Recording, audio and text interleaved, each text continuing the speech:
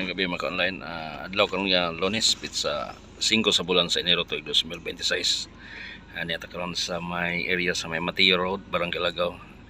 Ani gipigayon nga anti-illegal drug bypass operation sa mga kapulisan sa Police Station number 6 or Bula, Police Station Residuals Jinsan.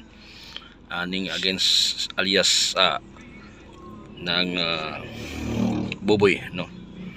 Karon makita na to ang kaning pusher buyer na nakamotorsiklo.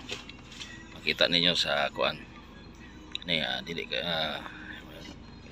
ngit pa ka kaning nagtindog nagjacket mo ni ang pusher buyer. Kung tanggalon niya ang kalo but pasabot nga nakapalit na siya og illegal nga droga atong isum.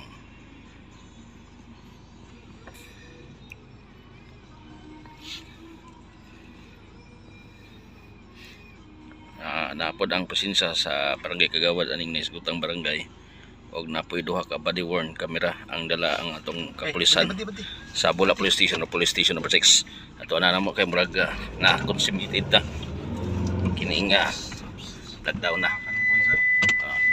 Balit lang pag dag bypass operation darasa.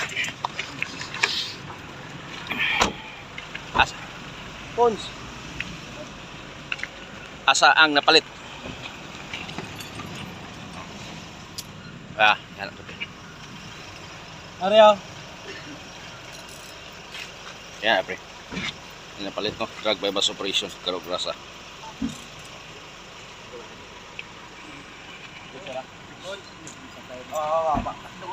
Ginapatindog. Basahan kini og meron the rights. Ikaw, ginatakop ko sa sala na pagbaligya o illegal na droga. Ikaw ay ano man ang imong yamban ay tapon o laban sa'yo. Kung wala kang kayahan magkuha sa abogado, ang gobyerno matag sa imo ni